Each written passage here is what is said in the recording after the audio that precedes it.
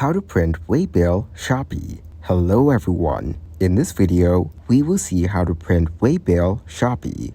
First of all, what you need to do is open up the Shopee application on your mobile phone. So once you open the Shopee app on your phone, go to your profile and here you will see an option that says My Sales. Tap on My Sales. Then you need to tap on the arranged shipment of any product. Now confirm that and then it will give you a code. And now tap on the option Print Waybill.